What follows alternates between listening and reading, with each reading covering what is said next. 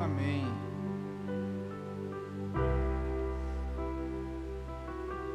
Eu fico pensando às vezes, quando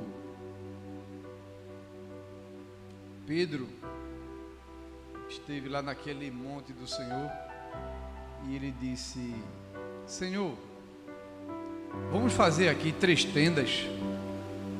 Uma tenda vai ser para o Senhor, outra vamos fazer para Moisés e outro para Elias. Mas quanto a mim não tem problema não, pode ficar no relento mesmo, porque a tua presença, ela é suficiente para nós.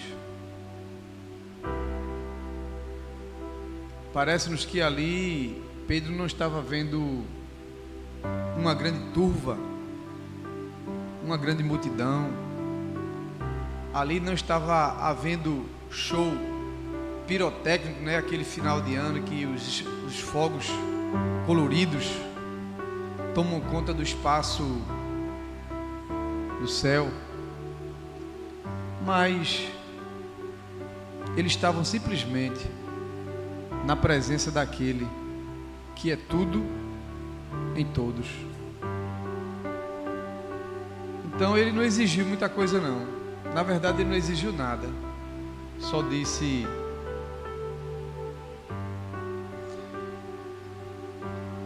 a tua graça nos basta, a tua presença é suficiente. Então, meus irmãos, aquilo que Deus ele tem feito em nossas vidas, aquilo que Deus tem feito em nossa comunidade, está fazendo, aquilo que Deus vai fazer ainda, tem muito para ser feito ainda. É a gente dizer, como Pedro disse mesmo: Senhor, não preciso de mais nada, só a tua presença, ela é o suficiente.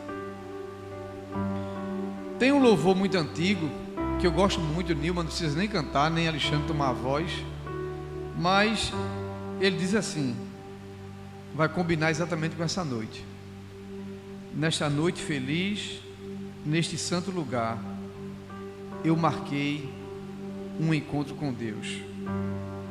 Seu amor é real, sua paz buscarei. Eu marquei um encontro com Deus.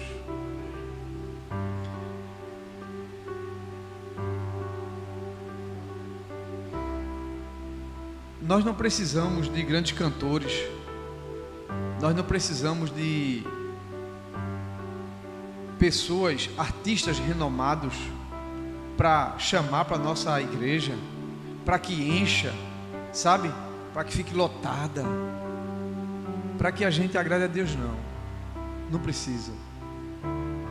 A gente só precisa saber e ter certeza de uma coisa: eu estou fazendo aquilo que Deus me chamou para fazer. Eu estou dentro do propósito que Deus me chamou para fazer. E a gente aqui no discipulado, vocês sabem que são alunos de discipulado, que o propósito daquele que prega aqui na tribuna, no altar, e aquele que está abrindo a porta lá, o portão lá na frente, não tem diferença para Deus. É uma horizontalidade. Não tem maior e nem tem menor, porque o maior só tem um, que é Cristo. Então, a gente quando vem para o culto, a gente já pode até pensar assim: Senhor, será que esse culto é o meu último culto? Será que tu vem buscar a tua igreja hoje? O assunto que o pastor Bernardo leu, meus irmãos, a gente vai trabalhar um pouquinho dele, é exatamente isso. A temática de hoje é a necessidade da vigilância. Por que ser vigilante? Como vocês sabem que já vem fazendo o acompanhamento do estudo dessa carta, dessa primeira carta de Paulo aos Tessalonicenses, Paulo passou um tempo muito curto naquela igreja. No entanto, o que aquela igreja passou a representar em sua região foi coisa que praticamente espantou Paulo, deixou Paulo assim com expectativa de tanta alegria no coração, porque a fé daqueles irmãos é uma fé tão operosa, o amor daqueles irmãos foi tão intenso, que Paulo agora está escrevendo para eles, em um pequeno, curto, pouco palavras, e ele começa falando na questão da vigilância. Será que nós, como Paróquia Galileia, estamos sendo vigilantes? Será que a gente está esperando Cristo hoje? Paulo vai trabalhar aqui nessa carta uma dualidade na questão dos que estão dormindo, dos que estão acordados, dos que estão vigilantes, dos que estão desapercebidos, dos que estão em trevas e dos que estão em luz, dos que escaparão e dos que não escaparão de maneira nenhuma, como vai dizer o texto. Meus irmãos, essa doutrina, a doutrina das últimas coisas, doutrina escatológica, que é o que vai cercar essa perícope, ou esse texto aqui, ele é um assunto para alguns, de grandes aproveitamentos. Por exemplo, se você abrir o Instagram, os youtubers, você vai ver muitas influências ganhando dinheiro, fazendo cursos com os temas mais variados dessa temática sobre a segunda vinda de Cristo, ou sobre o Apocalipse. Uns intitulam seus cursos como Desvendando o Enigma do Apocalipse. Aí faz lá um cenário muito grande, muito bonito, e chama a atenção do povo para se aproveitar, às vezes, do desconhecimento das pessoas. Outros colocam assim, decodificando o Apocalipse, o fim do mundo, Apocalipse é a resposta, a novilha vermelha já está em Israel, tudo temas voltados para a doutrina das últimas coisas, o arrebatamento da igreja, a vinda de Cristo, o fim do mundo, a marca ou sinal da besta. Então as pessoas se utilizam desse tema que Paulo está abordando aqui nessa igreja, para aqueles irmãos, para muitas vezes ir até com doutrinas deturpadas. Por exemplo, quando pensamos nesse assunto, nós temos pelo menos aí 4 interpretações sobre o arrebatamento da igreja. Nós temos o pré-tribulacionismo, que é aquele grupo que acredita que a igreja vai ser tirada da terra, vai ser levada aos céus, antes de haver a grande tribulação. Esse é o grupo chamado pré-tribulacionismo. Existe um segundo grupo, que é chamado, que eles defendem o mesotribulacionismo. Nesse mesotribulacionismo, eles acreditam que a igreja será tirada no meio da grande tribulação. Um terceiro grupo é conhecido como pós-tribulacionistas. Esses aí creem que a igreja passa pela grande tribulação, mas que depois da grande tribulação a igreja ela é tirada. Então nós temos o pré, o meso, o pós, e tem um quarto ainda, que são chamados os preteristas. Esses preteristas, eles dizem que já aconteceu a grande tribulação. Ocorreu lá no século I, lá no século I, quando Roma começou a perseguir a igreja, quando os imperadores, quando os apóstolos, os patrícios foram assassinados, queimados na fogueira. Então eles entendem que no preterismo essa grande tribulação já aconteceu. E aí o que os leva a ter as mais variadas formas de interpretação. Que caminho a gente vai ler esse texto que nós lemos? Nós vamos olhar para o livro de Apocalipse e vamos interpretar de que forma? Então existem alguns meios de interpretação. Por exemplo, Existe o método gramatical. Esse método ele vai ser utilizado de uma forma em que a análise do contexto da ocorrência, ele vai ser analisado de forma gramaticalmente. O que é que a gramática vai dizer sobre esse assunto? Então, ele não vai utilizar uma única regra para fazer a interpretação. Um outro é literal. Uma outra interpretação vai ser literal. Então, ele vai dizer que o que o texto está dizendo é. Quando ele diz, eis que, em Apocalipse, eis que uma besta se levanta do mar. Então, na interpretação literal, ele vai entender de fato, vai interpretar de fato que a besta, ela está se levantando do mar mesmo, vem do mar mesmo. Então, essa é a interpretação literal. Uma outra interpretação é a sistemática, teleológica e histórica. Então, mais 3 interpretações.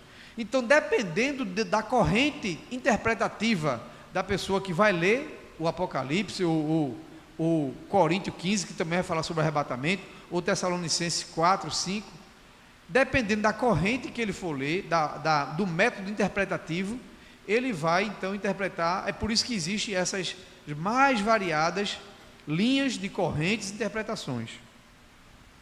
Mas, nessa noite, eu não quero abordar nenhuma dessas linhas, porque, sinceramente, fica um pouco muito literal essas explicações, fica muito metódica. E o que nós iremos abordar aqui, a partir do verso 1, ele vai ser mais, vamos dizer, mais doutrinário, mais pastoral, e não apenas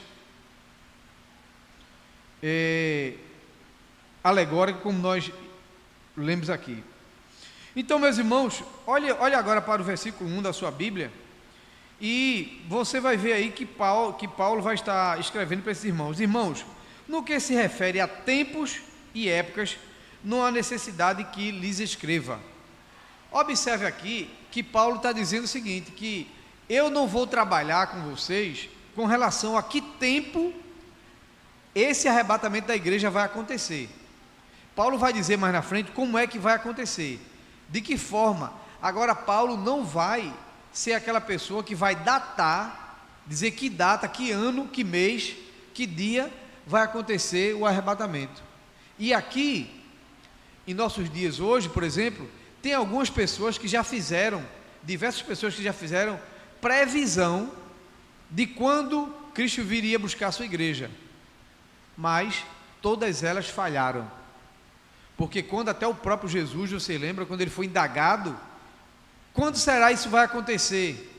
Aí ele disse, isso não compete a vocês, compete unicamente ao Pai, somente o Pai sabe a data.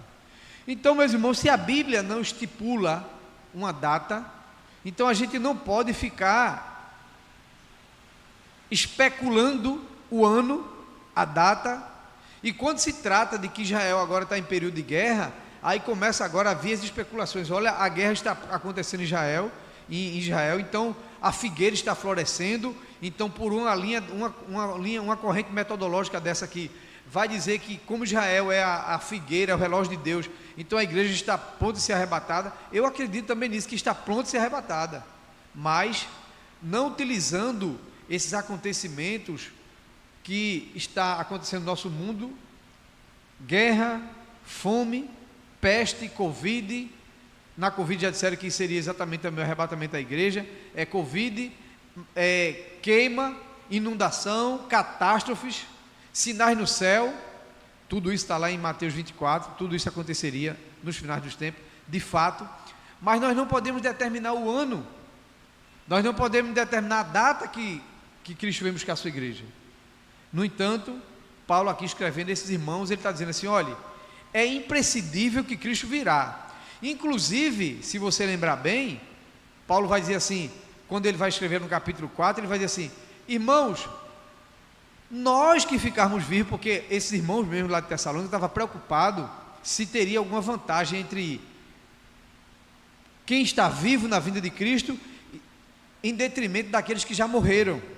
E Paulo vai dizer assim, não há nenhuma vantagem entre os que estão vivos, os que já morreram, porque os que já morreram ressuscitarão primeiro, e nós que estamos vivos seremos arrebatados e nos encontraremos com eles nos ares. Veja que Paulo se inclui nesse arrebatamento da igreja. Ele diz assim, nós. Então Paulo esperava o arrebatamento da igreja na época dele, no primeiro século ainda. Ele vai dizer, nós, eu, irmãos, eu vou estar pronto para o arrebatamento, você também. Aí ele vai dizer, nós que somos a igreja, devemos estar prontos, seremos arrebatados juntos. Então, quando a gente pensa nesse assunto, sabe que é uma coisa que é estranha, meus irmãos, que eu tenho observado aí em diversas igrejas, é que apesar de haver tanto material tratando desse assunto, sobre arrebatamento, nas igrejas, nos púlpitos, pouco se fala sobre isso, pouco se prega sobre arrebatamento da igreja. O que é que se prega mais? Teologia da prosperidade. Deus vai te dar, Deus vai fazer, Deus vai, é só bênção, bênção, bênção, e que de fato Deus dá bênção para o seu povo. Está lá em Deuteronômio 28, se tão somente obedecer ao Senhor teu Deus, e a eles aplicar a sua palavra, e andar na sua lei, as bênçãos te perseguirão, as bênçãos correrão atrás de você. Veja que interessante como Moisés aplicou, ele disse, Moisés entendeu isso de forma muito prática, aquele que de fato está diante do Senhor, fazendo a vontade de Deus, Moisés vai dizer assim, as bênçãos do Senhor, ela vai correr atrás de você. Então eu não preciso fazer uma teologia de prosperidade, eu não preciso passar debaixo de uma escada, eu não preciso andar em cima de sal grosso, eu não preciso fazer algumas coisas que estão se fazendo por aí, para que a bênção de Deus, para que a prosperidade de Deus venha, porque a prosperidade de Deus vem na medida que a gente anda na presença do Senhor. Amém? E quando a gente entende isso, meus irmãos, a gente desmistifica alguns ensinamentos que a gente aprendeu lá no passado, como se fosse uma barganha com Deus. Olha, Deus, eu vou fazer isso para que o Senhor me dê aquilo. Não precisa. O profeta disse, antes que você clame ao Senhor, o Senhor já te responderá. O Senhor disse isso à casa de Israel, quando vocês andarem na presença do Senhor, quando vocês disserem assim, quando vocês forem levantar a mão, Senhor, quando for levantar a mão para dizer, Senhor, a bênção do Senhor já está sobre a tua vida. Mas para que isso aconteça, seu povo tem que estar em obediência ao seu Deus. Então, meus irmãos, essa pregação dos púlpitos desapareceram. Agora é mais, você pode, você é estrela, você nasceu para isso, você é mais que vencedor, também creio que é mais que vencedor, mas a Bíblia é tudo isso, mas tem mais coisas. Temos que estar pronto para esse arrebatamento. E aqui os irmãos em Tessalônica estavam com essa preocupação. No que se refere aos tempos e época, não há necessidade que eles escrevam, porque vocês sabem perfeitamente que o dia do Senhor vem como ladrão à noite. E aí, quando a gente pensa nessa palavra, vem como ladrão à noite, a gente sabe que o ladrão, quando vem, ele não avisa, né? Ele vem de forma inesperada. Então a gente tem que esperar Cristo. Cada culto que a gente está aqui, a gente já tem que ficar na expectativa. Senhor, será que é hoje? Será que esse é o último culto? Será que essa é a última quinta?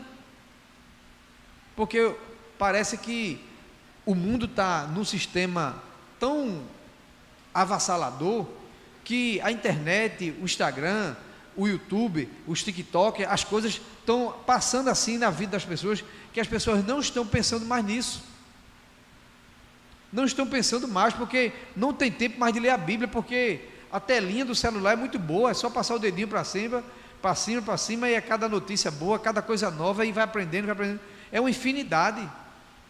Mas com isso, a gente perdeu a intimidade com as Escrituras. Perdemos a intimidade com os textos bíblicos, com os versículos, com as palavras. Perdemos então a intimidade de ouvir a voz de Deus, porque se a Bíblia é a palavra de Deus, é a voz de Deus, então a gente está se distanciando de Deus para nos aproximar disso aqui. Disso aqui. Então, meus irmãos, apesar de, em todo o tempo, preste bem atenção que eu vou dizer a vocês, em todo o tempo houve isso. houve distanciamento e afastamento de Deus, mas também em todo o tempo houve o remanescente de Deus. Existe o povo que não abriu mão, apesar de todo essa massa manipuladora, apesar de todo o sistema que está nos empurrando, apesar de tudo isso aí, Netflix, tantas outras coisas que nos desvirtua da presença de Deus. Apesar de tudo isso aí, tem um remanescente que está como aquelas 5 virgens, está com o seu cântaro, no seu cântaro tem azeite e que está pronto para ser arrebatado. E aí vem uma advertência para mim nessa noite, para você, porque essa madrugada pode ser a madrugada do arrebatamento. Qual é a advertência para nós? Eu estou com azeite na minha botija? A minha lamparina está acesa? Porque quando o noivo vier, aqui Paulo está dizendo assim, porque o ladrão vem de surpresa, como o noivo veio lá também de surpresa. Lá veio o noivo, aí as imprudentes disseram assim, olha, para as prudentes, me dá um pouco do teu azeite, porque o meu azeite acabou, eu estou sem, minha lamparina está apagada. Então, meus irmãos, vai ser assim um dia, viu? Olha o que eu vou dizer para vocês, vai ser assim um dia, pode não ser hoje, ou até pode ser, mas se não for hoje, vai ter um dia que um pregador vai estar pregando, e que aquela pregação, ela vai ser a última pregação que será pregada, e ela pode ser essa noite. Louvado e engrandecido seja o nome de Jesus, o Cordeiro, nosso Cordeiro Salvador, o Senhor Jesus Cristo. Vai acontecer. Aí as pessoas dizem assim, mas desde a minha avó se falava isso. De fato, mas um dia vai acontecer. E se sua avó falou, seu bisavô falou e não aconteceu, se está sendo pregado hoje, então se prepare hoje, porque essas escrituras, passa-se os céus e passa-se a terra, mas as minhas palavras não passarão. Então, meus irmãos, não nos preocupemos se a grande multidão está hoje com a igreja com as luzes acendendo e apagando, se a parede está toda preta, se está lotado, se tem um grande cantor, tem um grande pregador. Não se preocupe com nada disso. Se preocupe no dia do arrebatamento, a sua lamparina está com azeite. Se estiver, pronto, é o suficiente. É o evangelho simples, porque às vezes, meus irmãos, as pessoas pensam, o evangelho de Jesus Cristo, Paulo, Timóteo, eles viviam assim como nós, nos reunimos um na casa do outro, a gente come, a gente janta, era assim mesmo. Ontem nós estávamos lá na comunidade e a gente falou um pouco sobre Lázaro, Maria, Jesus, Marta, e Jesus, quando ia para a aldeia, Betânia, já tinha uma casa certa. Olha, é tão bom ser anfitrião, eu faço questão de receber vocês na minha casa, eu queria ter uma casa bem grande, porque, meu irmão, é um prazer, é uma alegria, sabe? Porque é assim que os nossos pais apóstolos nos ensinaram, é assim que o nosso amado Jesus Cristo nos ensinou. E Paulo ainda vai dizer, acho que é Hebreus, uma das cartas de Paulo vai dizer assim, olha, um dos irmãos nossos no passado, eles nem sabiam, mas sabe quem foi que ele recebeu? Ele recebeu o anjo em casa. Ser anfitrião é muito bom. Ser anfitrião é muito bom. E para mim, eu vou dizer, viu, meus irmãos, eu não sei se às vezes as pessoas me acham com uma fé que seja ingênua, mas é porque quando eu leio essas escrituras aqui, elas saltam dentro de mim, e eu vivo como se fosse visceralmente exatamente o que está aqui. Então, se era gostoso, se era maravilhoso receber Timóteo, Paulo, Tiago, João, os irmãos lá de Roma, lá na igreja em Tessalônica, na igreja de Éfeso, Se era tão bom aquela comunhão, e Paulo, quando vai escrever, olha, também escreve para os irmãos que estão lá na casa, como era tão gostoso. Então, meus irmãos, já pensou eu estar com vocês na minha casa? Eu vou chamar a minha casa que eu gosto mesmo, na minha casa, a gente fazendo aquele almoço, ou jantando, ou fazendo aquela reunião de liderança, e de repente os céus começaram a se abrir, os anjos começaram a descer com a trombeta, e a gente olhar da janela assim e dizer assim, olha, a igreja está subindo. Nós estávamos aqui planejando, fazendo organização com relação à paróquia lá, Galiléia, lá em Maria Farinha, que eu moro lá no Janga, né? Lá em Maria Farinha. Aí o Senhor chega e diz assim, filhos e filhas minhas, não vai dar tempo vocês concluírem o planejamento aí, porque o dia de subir é hoje. Vinde, bendito de meu Pai. Vinde e possuir a herança que eu já preparei para vocês desde a fundação do mundo. Louvado seja o nome do Senhor. É esse Cristo.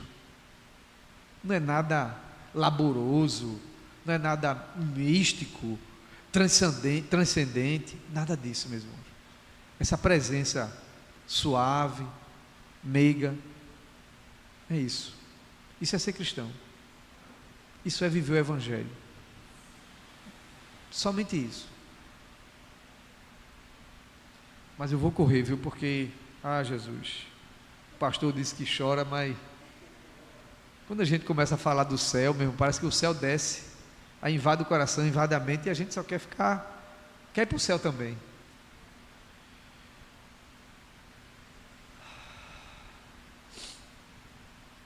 Louvado seja Deus. Verso 4, vamos para o verso 4 aqui. Mas vocês, irmãos, não estão em trevas, para que esse dia os apanhe de surpresa, como um ladrão. O que é interessante aqui é que Paulo queria falar muita coisa, quando ele fala assim, vocês não estão em trevas. Paulo quer dizer assim, olha, vocês não servem ao sistema.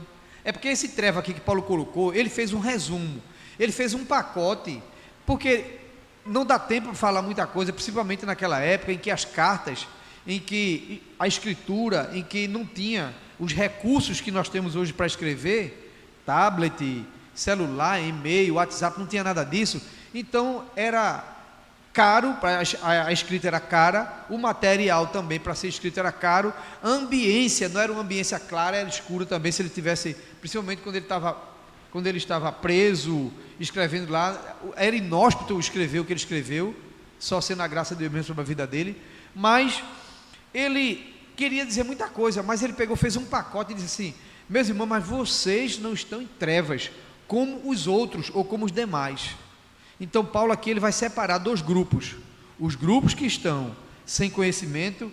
Veja, eu escrevi assim, vai ser assim, essa arrumação, o grupo que tem conhecimento versus o grupo que é ignorante.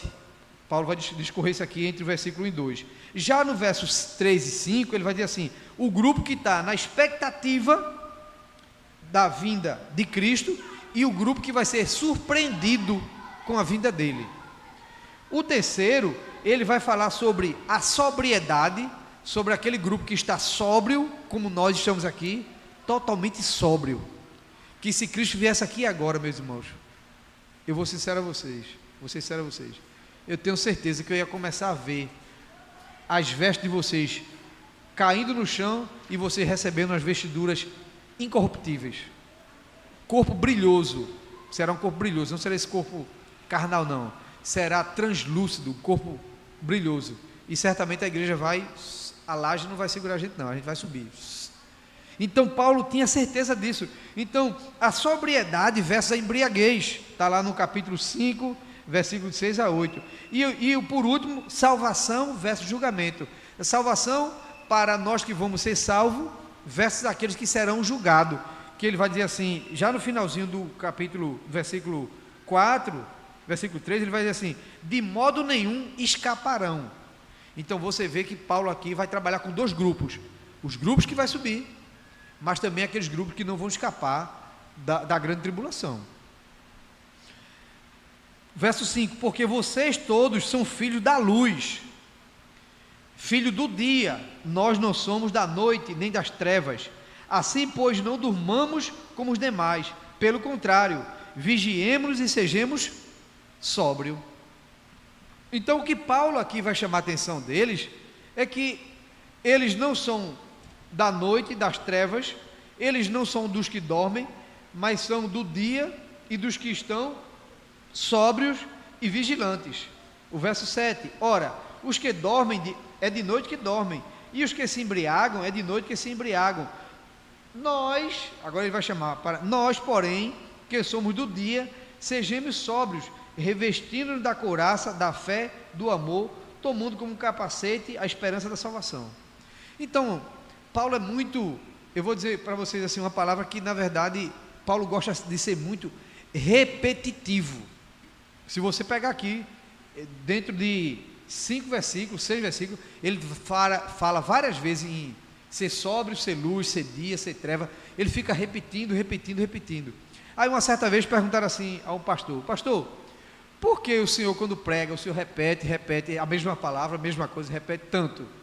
Aí o pastor respondeu assim: meu filho, eu repito que é para vocês gravar e gravar. Aprendam e aprendam. Não deixe isso escapar da sua mente, porque a gente não tem pressa não, meus irmãos. A pressa que a gente tem é de nos santificar, e o que nos santifica é a palavra. E por que eu vou ter pressa de pegar um texto, eu tenho que correr, Não, a gente respeita o horário, a gente acaba no horário, mas se não terminar hoje, a gente tem a outra, se a igreja não for arrebatada, viu?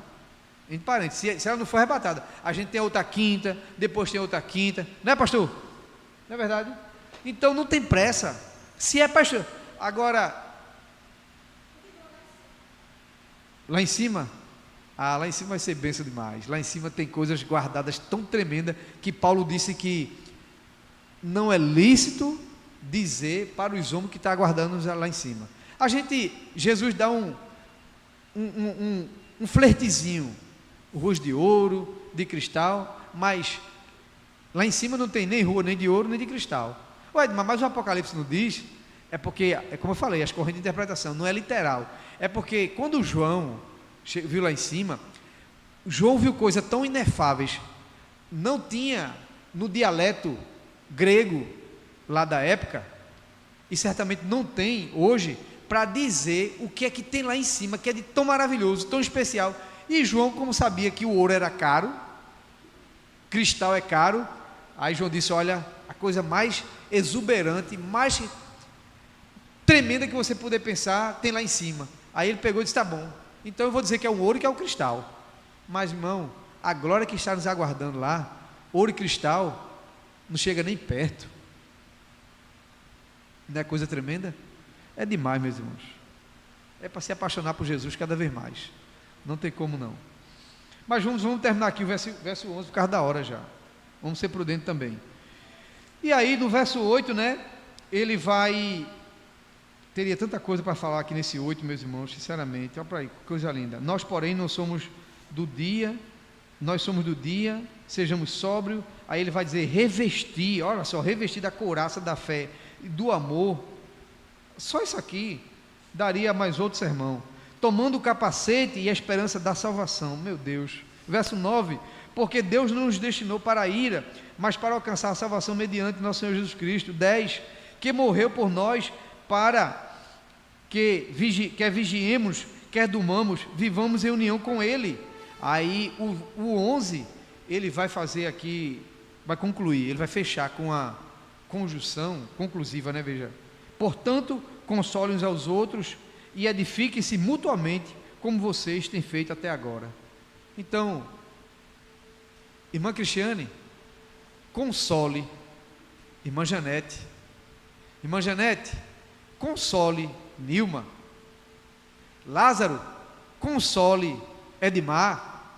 Edmar, console Julinha.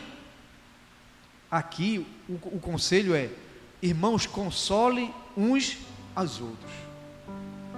E eu não posso consolar meu irmão se eu não amar, meus irmãos. Eu não posso. eu não posso ser nutrido pelo Espírito Santo de Deus, com palavras que vai exortar, que vai fortalecer meu irmão Lázaro, minha irmã Janete, minha irmã Cristiane, meu irmão Alexandre, se eu não tiver permeado com essa glória divina, se eu não tiver, irmão, cheio do Espírito Santo de Deus?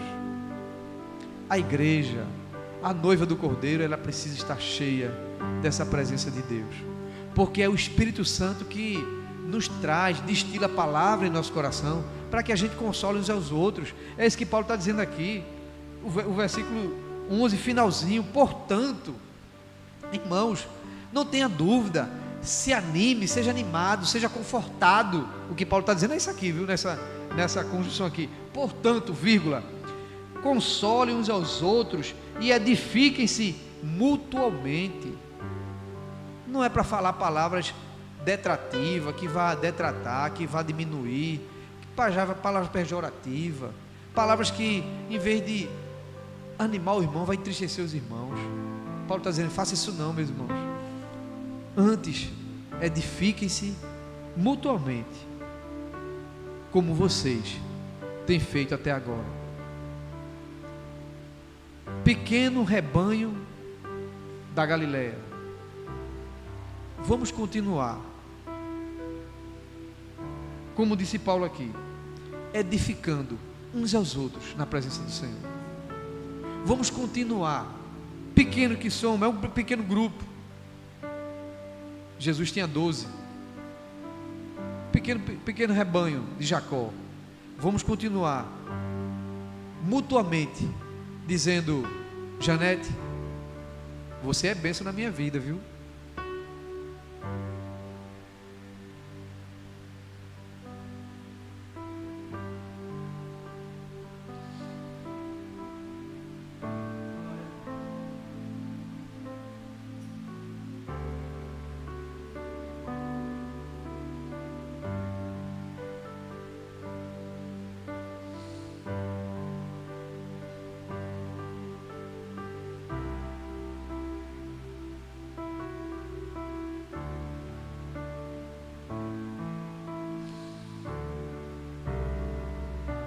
Cristiane, você é uma valor valorosa. Deus te ergueu como Débora. Lázaro, anima-te, homem. O Senhor é contigo. Pastor Bernardo, tu és um anjo de Deus em nossas vidas. Tu és um presente. Nilma, que bênção você está aqui conosco. É isso, meu irmão. Patrícia, tu és uma escolhida do Senhor. Alexandre, homem de Deus. E assim, meus irmãos, é aqui Paulo está dizendo, vá, meus irmãos, aconselhem, estimulem. Tuane é uma bênção. Meu Deus, isso é uma bênção do céu. Presente de Deus aqui em nossa comunidade.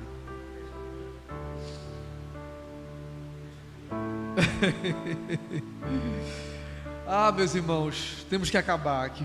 Tá muito gostoso, meu irmão. Sinceramente, mas é isso. Então, foi isso que Paulo disse aqui para eles, né? Termina, edifique mutuamente como vocês têm feito até agora. Pai, obrigado, Senhor, por este momento, a tua palavra.